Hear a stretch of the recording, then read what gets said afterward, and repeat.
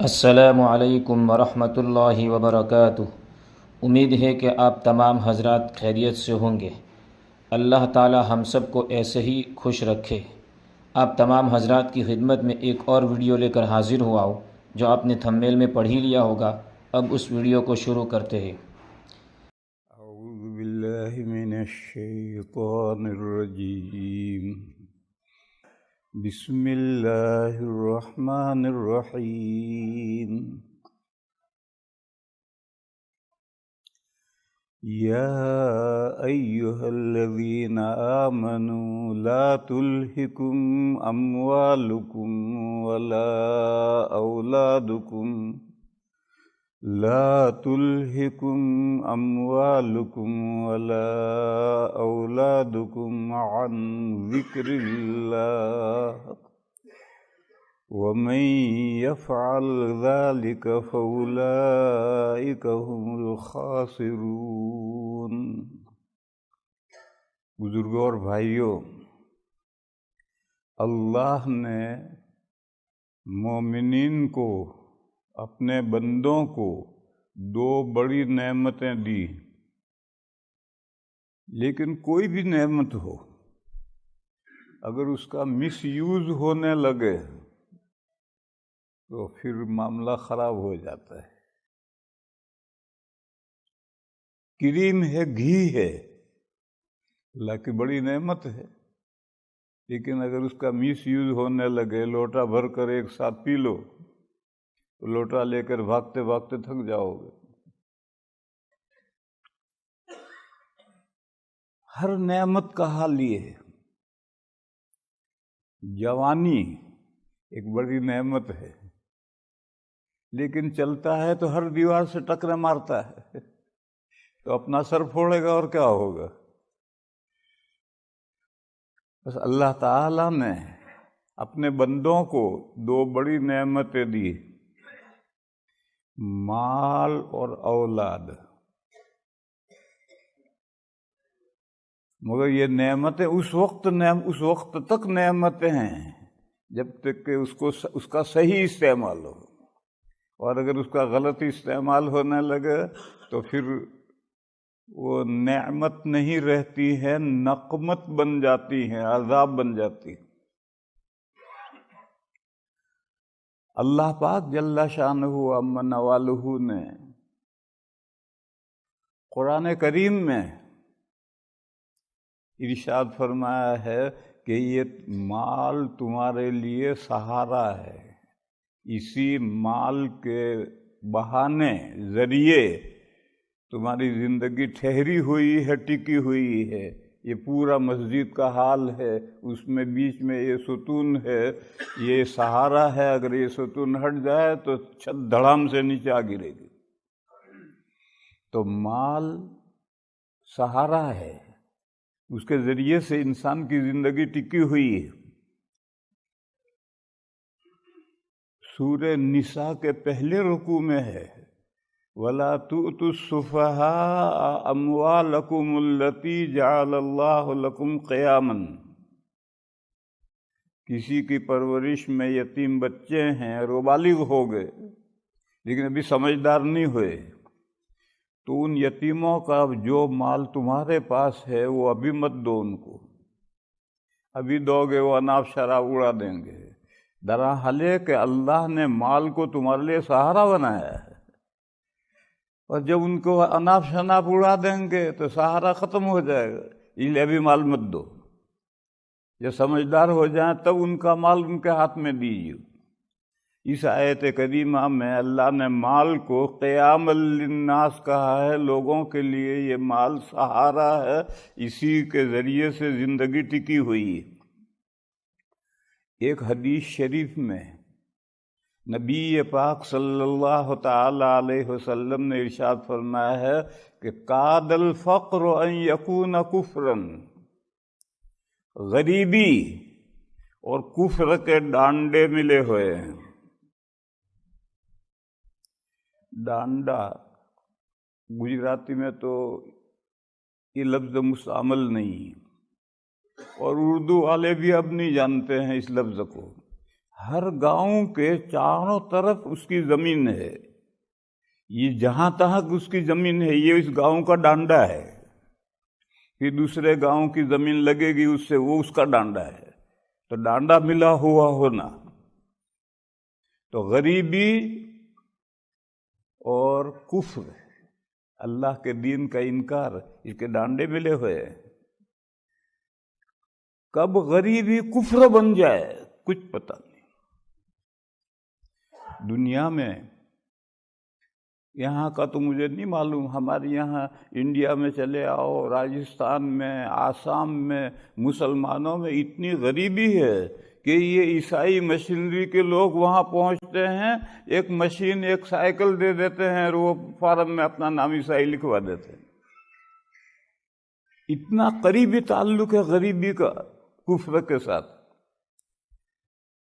تو اس لیے میرے بھائیوں، مال بھی ایک بہت بڑی نعمت ہے اور اولاد بھی بہت بڑی نعمت ہے۔ حدیث شریف میں فرمایا گیا ہے کہ جب انسان مر جاتا ہے تو اس کا اپنا عمل آپ نماز پڑھ رہے تھے، نماز کے بیچ میں انتقال ہو گیا تو یہ نماز بھی پوری نہیں، بس ایک مسئلے میں کوئی حج کو گیا، حج فرض ہے اور حج کو گیا ہے اور اس نے حج کا احرام باندھا، چلا، وقوف عرفہ کر لیا، عرفہ میں پہنچ گیا، اس کے بعد اگر اس کا انتقال ہو جائے تب اس کا حج بدل نہیں کرانا، ہو گیا حج۔ حالانکہ وقوف عرفہ کے بعد طواف زیارت نہیں کیا اس نے، لیکن حج ہو گیا، حج بدل نہیں کروانا۔ اور اگر عرفہ میں پہنچنے سے پہلے انتقال ہو جائے تو چاہے حج کا احرام باندھ چکا ہو، اس کو حج فرض ادا نہیں ہوا، اس کا حج بدل کروانا پڑے گا۔ اس کے علاوہ روزہ ہے، دوپہر کو آف ہو گیا، روزہ ختم، ہر عبادت ختم ہو جاتی ہے، لیکن 3 عبادتیں اس کے مرنے کے بعد بھی ان کا ثواب آتا رہتا ہے۔ ایک ایسا خیرات کا کام کر کے گیا جس سے لوگ فائدہ اٹھا رہے ہیں، ایک ایسا علم چھوڑ کر گیا جس سے لوگ فائدہ اٹھا رہے ہیں، ایک نیک اولاد چھوڑ کر گیا۔ تو جب تک اولاد نیکی کرتی رہے گی ان کے اعمال میں سے ماں باپ کو ایک حصہ پہنچتا رہے گا۔ تو اولاد تو اتنی قیمتی چیز ہے اور مال اتنی قیمتی ہے کہ آپ مال کے ذریعے سے کوئی ایسی خیرات کر کے جائیں جس کا ثواب، جس کا نفع چلتا رہے تو ثواب بھی چلتا رہے۔ ایسی اولاد چھوڑ کر جائیں جو نیک ہو، تو جب تک وہ نیکی کرے گی اس کا نفع آئے گا۔ اس لیے میرے بھائیو، ان دونوں کی اہمیت سمجھنی چاہیے۔ مال کے سلسلے میں ایک حدیث شریف ہے اور خطیب عام طور پر اس حدیث کو خطبوں میں پڑھتے بھی، لا تزول قدم عبد حتی یسأل عن 5۔ قیامت کے میدان میں جب چلیں گے تو ایک امیگریشن پوائنٹ آئے گا، وہاں 5 باتوں کا جب تک کلیئرنس نہیں ہوگا بندہ آگے نہیں بڑھ سکے گا۔ 5 باتوں کا کلیئر کرو۔ ایک تو ہم نے تمہیں زندگی دی تھی، ان عمرہ فیما افناہ، میں نے، اللہ پوچھیں گے میں نے تمہیں زندگی دی تھی، کسی کو 20 سال، کسی کو 30 سال، کسی کو 60 سال، کسی کو 80 سال، کسی کو 100 سال، یہ تو نے کہاں خرچ کی؟ پورا ڈیٹیل حساب لا، پوری زندگی کا حساب دینا ہے۔ ان عمرہ فیما افناہ، اس کی زندگی کے بارے میں اس سے پوچھا جائے گا، تو نے یہ زندگی کہاں خرچ کی، الف سے یا تک A to Z حساب لا۔ یہ زندگی میں نے تجھے خامخواہ نہیں دی تھی، کسی کام کے لیے دی تھی، تو تو بتلا تو نے کہا میں خرچ کیا اس کو۔ ایک تو اس کا کلیئرنس کرنا پڑے گا اس امیگریشن پوائنٹ پر، اس کے بغیر آگے نہیں بڑھ سکے گا۔ دوسرا، ان شبابہ فیما ابلاہ، تجھے میں نے جوانی دی تھی، تو نے جوانی کو کن کاموں میں پرانا کیا۔ جوانی ہمیشہ سے نہیں ہوتی اور ہمیشہ نہیں رہتی، 20 سال کے بعد جوانی شروع ہوتی ہے اور 40 سال کے بعد ڈل جاتی ہے۔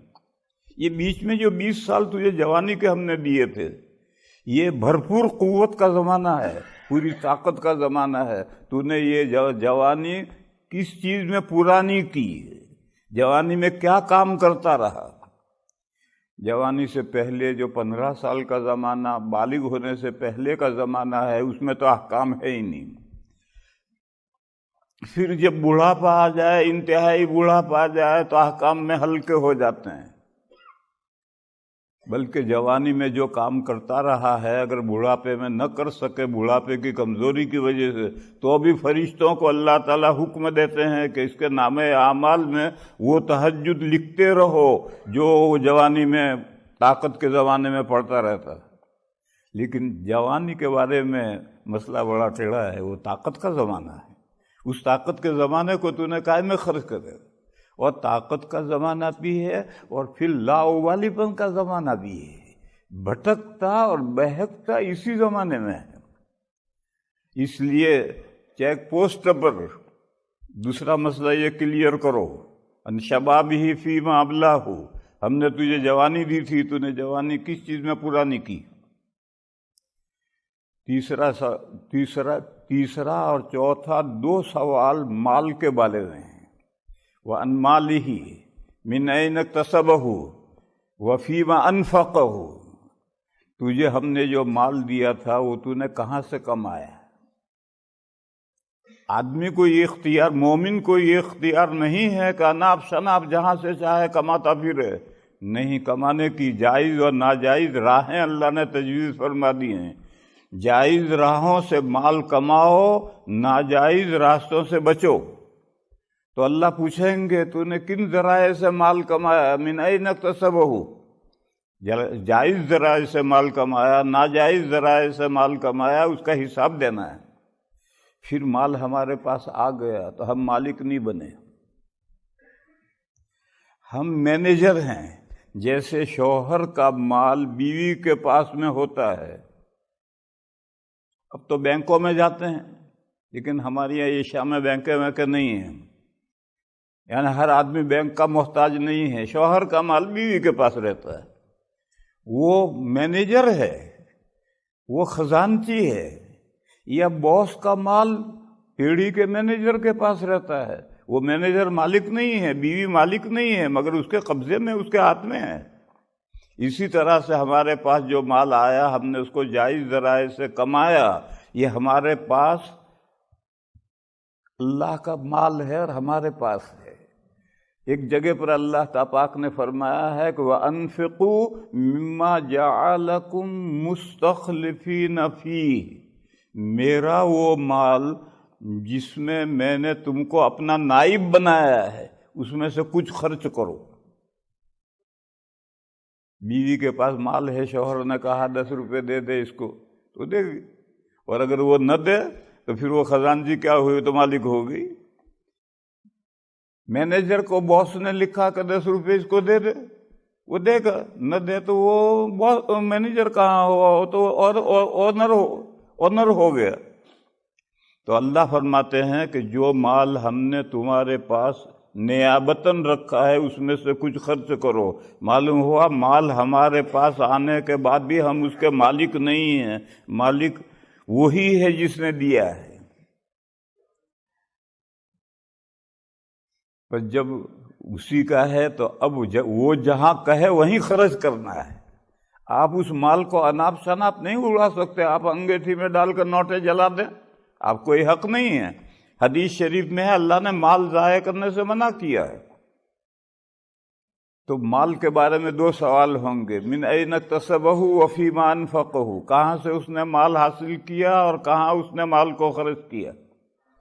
اور 5واں سوال ہوگا فیما عملا، ماذا عملا فیما علما، جتنا دین جانتا تھا اس پر کتنا عمل کیا۔ ایک بندہ ہے، مومن ہے، ایک مسئلہ نہیں جانتا، نہ جاننے کی وجہ سے اگر وہ عمل نہ کرے تو شاید اللہ کے یہاں کوئی درگزر ہو جائے۔ بخاری شریف میں ایک روایت ہے، ایک کفن چور تھا، میت کو دفن کر کے آؤ، قبر کھود کے کفن چرا لاتا تھا، بڑا مجرم گنہگار۔ اس نے مرتے وقت اپنے بیٹوں کو وصیت کی تھی کہ میں جب مر جاؤں تو مجھے جلا دینا اور میری ہڈیاں جو بچ جائیں اس کو پیس ڈالنا، پھر جب آندھی، کوئی ایسا دن ہے جس میں آندھی چل رہی ہو، اس میں میری راکھ اڑا دینا، تاکہ میں اللہ کے قبضے میں نہ ہوں۔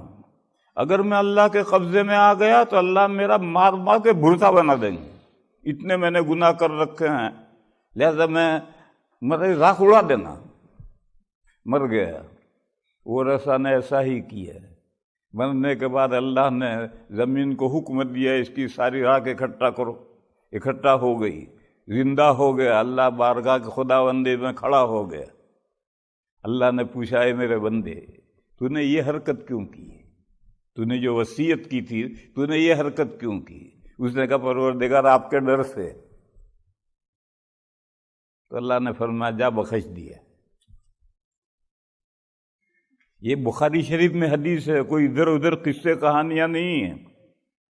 اس حدیث میں علماء نے لکھا ہے کہ یہ ایک جاہل تھا، اللہ کے شؤون اور صفات اور حالات اور معاملات سے واقف نہیں تھا کہ اللہ کیسے قادر مطلق ہیں، اس سے وہ واقف نہیں تھا، اس لیے اس نے یہ حماقت کی۔ اللہ نے قبول کر لی اور معاف کر دی۔ مولانا مثنوی رحمہ اللہ نے ایک قصہ لکھا ہے، یہ قرآن و حدیث کی بات نہیں، قصہ لکھا ہے۔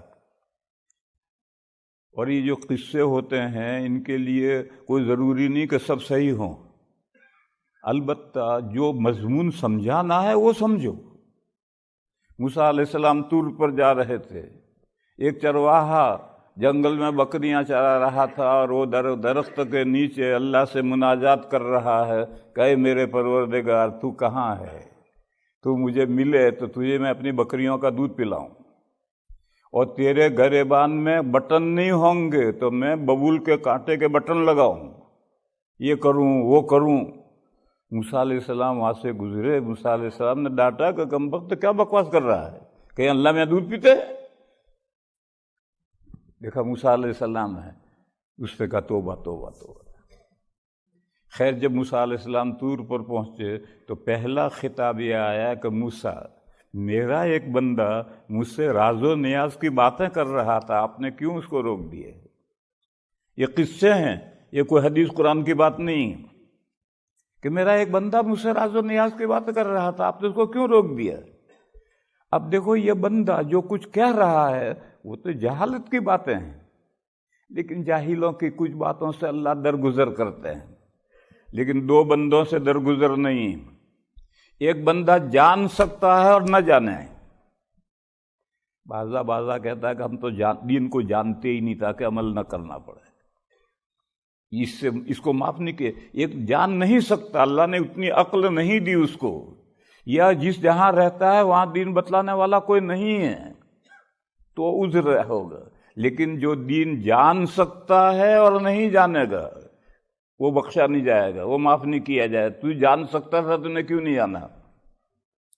پھر جان سکتا تھا، جان بھی لیا اور پھر عمل نہیں کیا، یہ بھی نہیں بخشا جائے گا۔ یہ ڈٹائی ہے کہ تو جب جانتا تھا تو نے عمل کیوں نہیں کیا؟ جان سکتا تھا تو جانا کیوں نہیں؟ اور جان لیا تو عمل کیوں نہیں کیا؟ اس لیے میرے بھائیوں اور بزرگوں، بوڑھاپے میں تو کچھ نرمی ہوتی ہے لیکن جوانی میں کوئی نرمی نہیں ہے۔ تو جان سکتا تھا، کیوں نہیں جانا؟ اور جانا تو پھر تو نے اس پر عمل کیوں نہیں کیا؟ کلیئرنس کرنا ہے اس امیگریشن پوائنٹ پر۔ یہ 5 باتوں کی جب تک صفائی نہیں ہوگی، بندے کے قدم اللہ کے سامنے سے ہٹ نہیں سکیں گے، آگے بڑھ نہیں سکے گا۔ تو یہ زندگی دی تھی میں نے 60 سال کی، قائمیں پورا نہیں کی تو نے۔ میں نے تجھے جوانی دی تھی، تو نے قائمیں اس کو خرچ کیا۔ مال دیا تھا میں نے، تو نے کہاں سے کمایا اور کہاں خرچ کیا؟ اور جو کچھ تو جانتا تھا اس جانے ہوئے پر کتنا عمل کیا؟ اسی طریقے سے میرے بھائیوں، اولاد بھی اللہ کی بڑی قیمتی نعمت ہے، بہت بڑی نعمت ہے۔ مگر وہ اس وقت نعمت ہے جب کہ آپ اولاد کی صحیح تربیت کریں، اور اگر آپ اولاد کی صحیح تربیت نہ کریں تو اولاد کی جہالت کا، اولاد کی آوارگی کا بھی حساب دینا ہوگا۔ اللہ پاک کا ارشاد ہے، یا ایھا الذین آمنوا قوا انفسکم واہلیکم نارا، اے وہ لوگو جو ایمان لائے ہو، اپنی ذاتوں کو دوزخ سے بچاؤ اور اپنے فیملی کو دوزخ سے بچاؤ۔ فیملی کو دوزخ سے بچانا، فیملی میں کون آتا ہے؟ بیوی تو آتی ہے، لیکن اگر کسی کے انڈر میں نابالغ اولاد ہے یا بالغ اولاد ہے، ماں باپ ہیں، بھائی بہن اس کے انڈر میں ہیں، تو یہ سب فیملی میں آتے ہیں۔ لڑکوں کی شادیاں ہوگی، انہوں نے گھر الگ بسا لیا، اب وہ ہماری فیملی میں نہیں رہا، اب وہ جو کرے وہ جانا ہے، لیکن جب تک وہ ہمارے انڈر میں ہے، وہ ہماری فیملی میں۔ ماں باپ بھی، اگر بھائی بہن بھی، بیوی تو ہوتی ہے انڈر میں، یہ سب فیملی میں ہیں، تو اللہ فرماتے ہیں اپنے آپ کو بھی دوزخ سے بچاؤ اور اپنی فیملی کو بچاؤ، ان کی بھی ذمہ داری ہے۔ حدیث شریف میں ہے کہ اگر لڑکا بالغ ہو گیا، شادی کا وقت آ گیا اور باپ نے وقت پر اس کی شادی نہیں کی اور وہ گناہ میں مبتلا ہو گیا، تو اس کا جواب باپ کو بھی دینا پڑے گا۔ بیٹی بالغ ہو گئی، شادی کا وقت آ گیا اور اس نے شادی نہیں کی اور بیٹی کسی گناہ میں مبتلا ہو گئی، تو اس کا جواب بھی باپ کو دینا پڑے گا۔ اس لیے اولاد نعمت ہے، لیکن جب اس کو آپ صحیح تربیت کریں، اور صحیح تربیت یہ ہے کہ برے ماحول سے بچاؤ۔ اس کی جو شکل ہو، میرے پاس 5 منٹ ہے، جو بھی شکل ہو، اس کو تو تفصیل کرنے کی ضرورت نہیں، برے ماحول سے بچاؤ۔ میں ایک مثال دیتا ہوں، میرے پاس میرے بچے بھی اللہ کے فضل سے بہت ہیں، 12 تو میرے لڑکے ہیں، سب کی شادیاں ہو گئی ہیں اور سب کی لڑکے ہیں، سب مل کر 30-35 ہیں، اور دیوبند وہ جگہ ہے جہاں دنیا میں گالیوں بکنے میں فرسٹ نمبر ہے۔ دیوبند گالیاں بکنے میں فرسٹ نمبر ہے۔ ایک لطیفہ کہتے ہیں، انگریز تو ریسرچ کے بڑے شوقین ہوتے ہیں، تو جب انگریزوں کی حکومت تھی تو کسی انگریز نے سنا کہ دیوبند میں گالیاں بہت بکتے ہیں، تو وہ دیوبند آیا کہ کیسی گالیاں بکتے ہیں دیکھنے کے لیے، تو اسٹیشن پر اترا، باہر نکلا، رکشا والے سے کہا یہ دیوبند ہے؟ کہ یہ دیوبند ہے، یہاں لوگ گالیاں بہت بکتے ہیں۔ تو اس نے ماں کی اتنی بڑی گالی دی اور کہا کون کہتا ہے یہاں گالی بکتے ہیں؟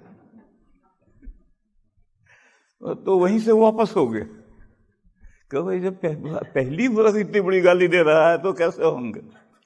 بڑا گندا ماحول ہے دیوبند کا، جہاں دیوبند خوبیوں کا مرکز ہے اور ساری دنیا میں خوبیاں بھی وہیں سے پھیلی ہیں۔ وہاں دیے تلے اندھیرا بھی ہے، دیا جب جلتا ہے تو سارے کمرے کو روشن کرتا ہے، لیکن اس کے نیچے اندھیرا ہوتا ہے، تو دیے تلے اندھیرا بھی ہے۔ اس لیے میں نے اپنے پوتے پوتیوں پر سب پر یہ پابندی لگائی ہے کہ محلے کے بچوں کے ساتھ مت کھیلو۔ اگر محلے کے بچوں کے ساتھ کھیلتے ہیں تو ہفتہ ہوتے ہوتے کوئی گالی سیکھ کر آ جاتے۔ ماحول سب بھائی بہن آپس میں کھیلو، محلے کے بچوں کے ساتھ مت کھیلو، تو ان کی زبان گالیوں سے بچی رہے گی، اور اگر محلے کے بچوں کے ساتھ کھیلیں گے تو ان کی زبان گالیوں سے نہیں بچے گی۔